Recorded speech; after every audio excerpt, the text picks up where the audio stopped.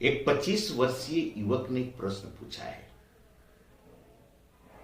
मेरा नाम विवेक है, मेरी आयु 25 वर्ष की है।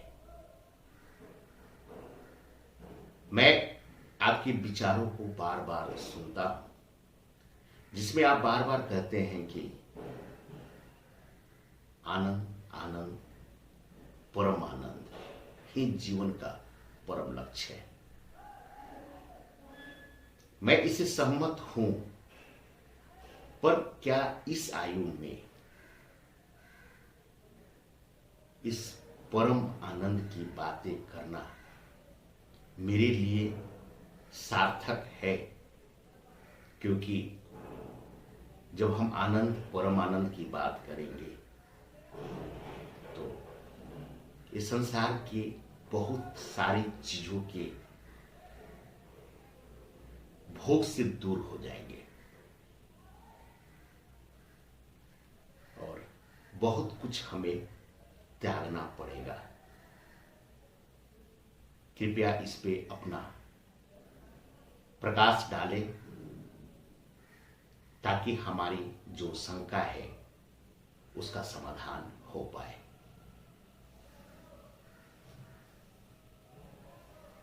विवेक का प्रश्न बड़ा ही सार्थक है। दरअसल हम उस हकीकत को नहीं समझ पाते हैं कि आनंद है क्या, परम आनंद है क्या। हम यह समझने लगते हैं कि कुछ त्याग करके, संसार को छोड़कर ही हम आनंद को प्राप्त कर सकते हैं, परम आनंद को प्राप्त कर सकते हैं। इस संसार में दो तरह की यात्रा होती है। एक यात्रा होती है जिस पे हम चलते हैं तो एक तरफ सुख होता है, दूसरी तरफ दुख होता है। कभी सुख का घाट से मुलाकात होगी, कभी दुख के घाट से मुलाकात होगी। सुख दुख ऐसे करते करते जीवन यात्रा चलता है। एक यात्रा ऐसा होता है जिसमें केवल आनंद ही आनंद है, इधर भी आनंद है, उधर भी आनंद है। आनंद के साथ यह यात्रा होती है।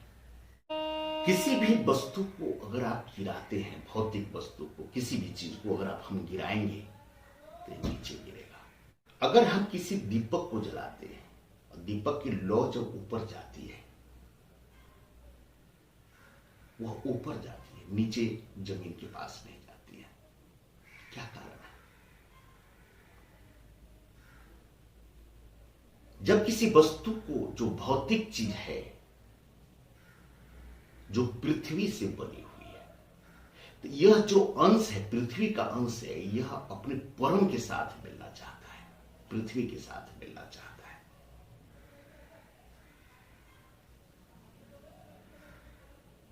जो दीपक की लौ है वह ऊपर जाती है क्योंकि उसमें ऊर्जा होती है और ऊर्जा का स्रोत हमारा सूर्य है, सन है। तो यह जो अंश है, ऊर्जा का अंश है, यह अपने सूर्य की तरफ, अपने परम की तरफ जाना चाहता है।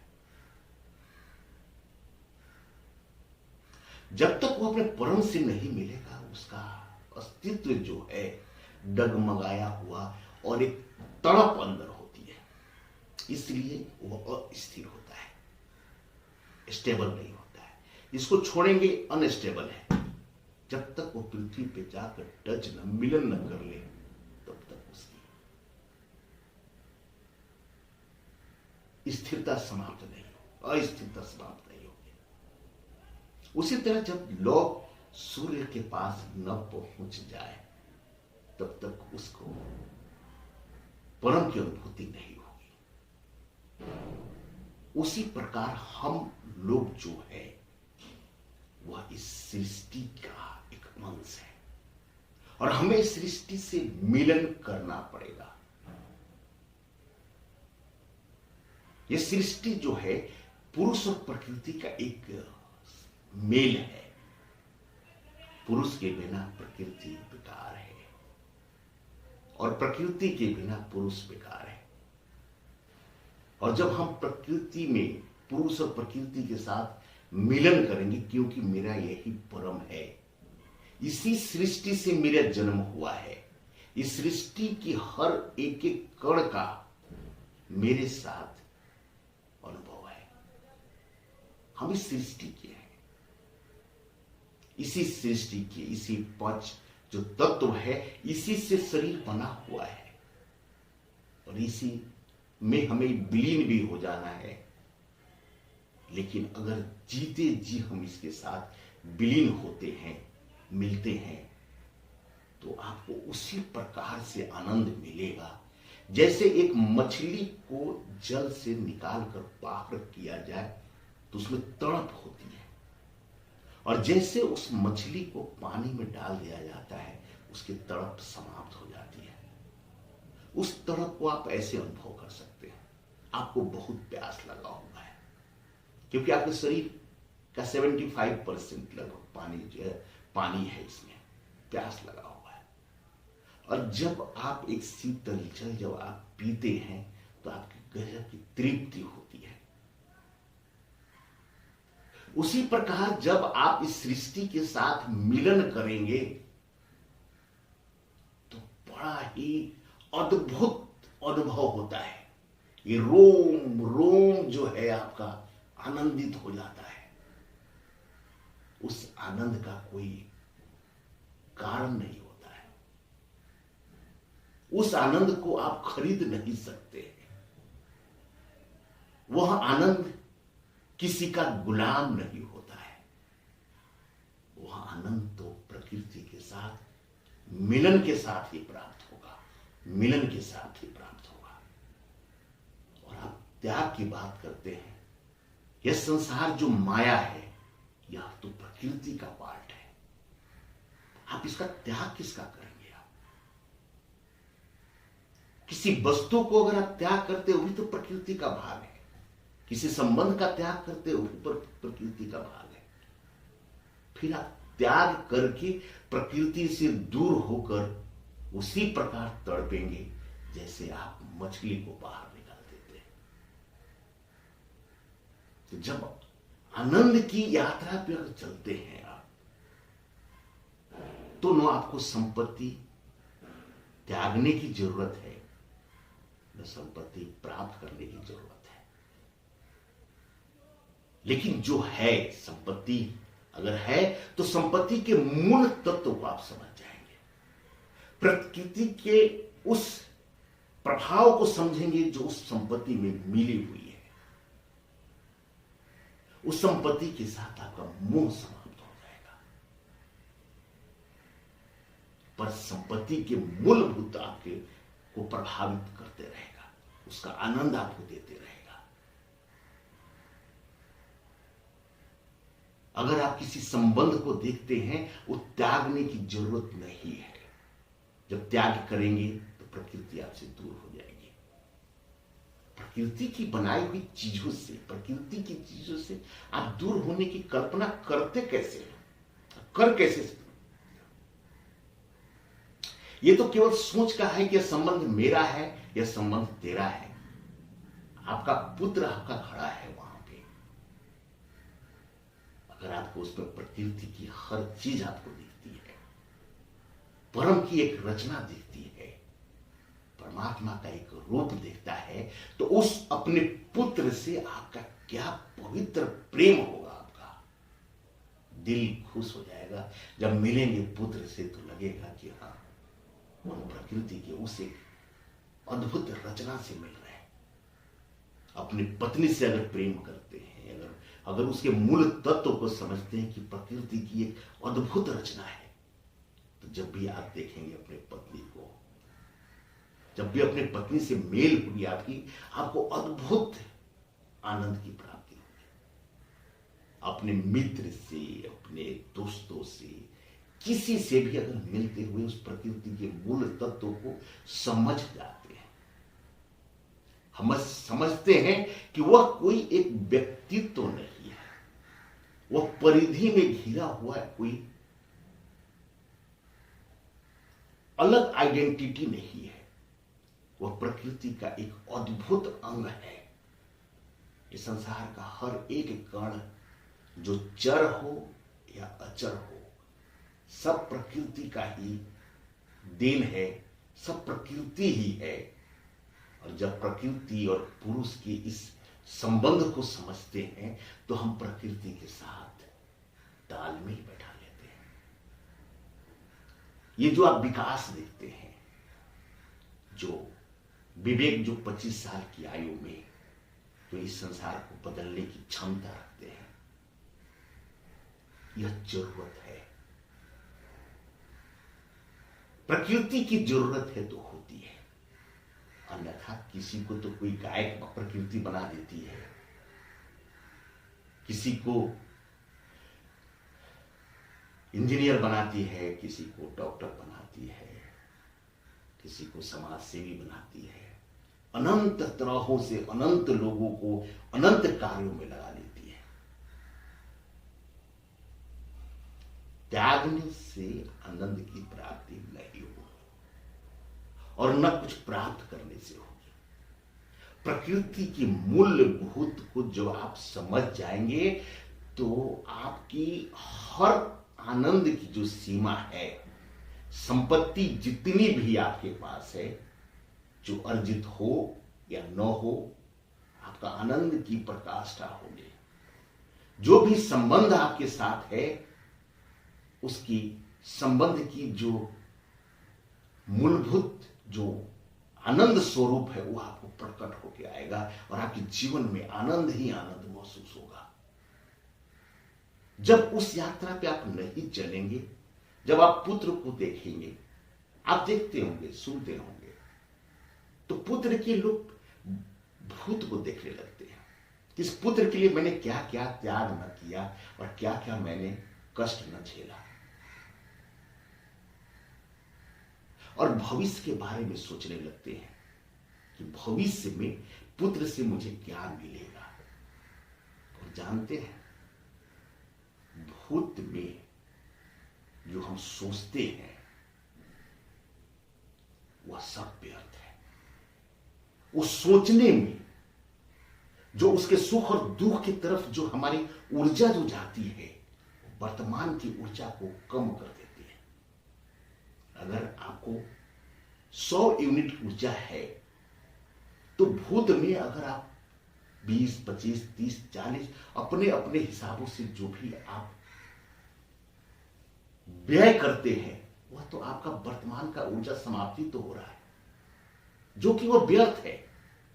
जो घटना घटती है वो एक्चुअल में कौन सी घटना होती है, इसकी भी खबर आपको नहीं होती है, क्योंकि आपके भाव से ही वह घटना घटती है। जो आपने देखा है वह भी क्या है, इसकी खबर आपको नहीं है। एक मैं कहानी सुनाऊंगा आपको। एक रामदास हुआ करते थे महाराष्ट्र में, वह राम कथा सुनाते थे, बड़ा प्यारा राम कथा सुनाते थे। और राम कथा जब सुनाते थे तो हनुमान जी भी वहां आकर कंबल ओढ़कर उनकी राम कथा सुनते थे। तो रामदास जी एक बार उन्होंने बोला कि जब हनुमान जी अशोक वाटिका लंका पहुंचे तो वहां पे बड़े सुंदर सुंदर सफेद फूल खिले हुए थे। और चूंकि हनुमान जी वहां बैठे हुए थे तो हनुमान जी ने कहा कि नहीं। जब हनुमान जी जब लंका पहुंचे वहां पे अशोक वाटिका में, तो वहां सारे लाल लाल फूल दिखाई दे रहे थे। रामदास जी बोले कि आप बैठ जाएं, आपको नहीं पता है, जो मैं कह रहा हूं वो सत्य है। और उधर जो थे वो स्वयं हनुमान जी थे। हनुमान जी ने कहा कि नहीं नहीं, आप सत्य नहीं बोल रहे हैं, वहां पे फूल लाल ही था। खैर, इसी संवाद में सभा जो है विसर्जित करनी पड़ी। जब सभा समाप्त हो गई तो हनुमान जी अपना कंबल हटाकर खड़े हो गए, कहा कि मैं खुद हनुमान हूं और मैं खुद वहां पे गया था और मैंने खुद देखा था कि फूल जो है लाल है।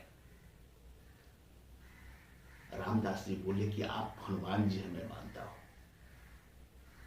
और मैं ये भी मानता हूं कि आप वहां पे गए थे और आपने लाल फूल देखा था, लेकिन फूल तो थे सफेद। क्योंकि रामदास भी भगवान के बड़े भक्त थे, हनुमान जी भी बड़े भक्त, अब दोनों में छिड़ गया। दोनों राम जी के पास पहुंचे, कहे कि ऐसी ऐसी बातें हैं। तो राम जी ने कहा कि इस संकट में, इस वाद विवाद में कौन पड़े। कहा कि मैं तो अशोक वाटिका तो गया ही नहीं था, तो मुझे खबर नहीं है। आप सीता से आप लोग बात कर लो। माता सीता के पास गए। माता सीता ने के साथ अब संकट ये खड़ी हो गई। एक दास रामदास, वो भी भक्त, एक तरफ हनुमान। खैर दोनों ने हाथ जोड़कर बोला कि माता जो सत्य है वही बताएं। तो माता ने बोला कि वहां पे फूल जो थे सफेद ही थे। हनुमान जी को बड़ा आश्चर्य हुआ, परंतु माता जब मैंने देखा हुआ तो लाल था, इसका कारण क्या है? भगवान राम ने बताया कि जब आप वहां पे गए थे तो आपकी आंख में क्रोध भरा हुआ था, आप क्रोधित थे, आंख आपका लाल था, इसलिए वो सफेद जो फूल था वह आपको लाल दिख रहा था। जैसे हम लोग चश्मा पहनते हैं, जो उस कलर का चश्मा पहनेंगे वही दिखने लगता है। तो इसका तात्पर्य यह है कि जो हमने देखा है, जो भूत में जो भी हमने दर्द महसूस किया है, किसी को दुश्मन माना है, किसी को दोस्त माना है, वह हमारी ऊर्जा को क्षय करता है, जबकि सत्य कुछ और है। फूल तो सफेद ही है, लाल दिख रहा होता है। तो 100 यूनिट जो है आपका उधर व्यय हो जाता है। फिर हम भविष्य के बारे में सोचने लगते हैं, और भविष्य तो अनंत है, वह अथाह सागर है, अनंत सागर है, जहां कोई अंत नहीं है, कोई अंत नहीं है, कोई अंत नहीं है। फिर क्या होगा उसके बाद, फिर क्या होगा उसके बाद, फिर क्या होगा उसके बाद, अनंत तक ये कहानी चलती है। तो जो 100 यूनिट की जो बची हुई ऊर्जा है वो आपको भविष्य में समाप्त हो जाती है, सोचने में। वर्तमान में आपको कुछ ऊर्जा मिलता ही नहीं। इसलिए उस वर्तमान की जो सामने है, जो मैं बात कर रहा हूं, उस बात करने का आनंद नहीं ले पाते हैं। आप सुन रहे हैं, उस सुनने का आनंद नहीं ले पाते हैं, क्योंकि आप सोच में डूबे हुए हैं। किसी के बारे में कोई मंथन कर रहे हैं, भविष्य के बारे में, वर्तमान के बारे में। इस कदर जो है आप अपने जीवन के साथ अन्याय करते हैं। और जो विकास की बात करते हैं वह तो प्रकृति आपसे कराती है, और आपकी सोच का अंतर है। तो जब भी हम आनंद की बात करेंगे, तो आनंद तो वह अवस्था है कि जब उस यात्रा पे चलते हैं तो आपको वही संपत्ति भरपूर आनंद देगी, संपूर्ण आनंद देगी। वही संबंध आपको पूरा का पूरा आनंद देगा, वही पद आपको पूर्ण आनंद प्रदान करेगा। यह संसार में जो परमात्मा ने भेजा है, इस सृष्टि का एक भाग है। तो जब तक संपूर्ण आनंद आपको न मिले, तब तक वह परम आनंद प्रकट नहीं होगा। और जब आप कुछ त्यागेंगे, कुछ भी संसार में रहकर अगर बैराग की बात करें, आध्यात्मिक जब सोच आपकी होगी, तभी सांसारिक वस्तु का परम आनंद ले पाएंगे। इसलिए विवेक इस जीवन में अपने अस्तित्व को समझना पड़ेगा, इस संसार के अस्तित्व को समझना पड़ेगा, अपने मूलभूत, इस संसार के मूलभूत को समझना पड़ेगा। यह संसार सब एक है, सब एक दूसरे से जुड़े हुए हैं।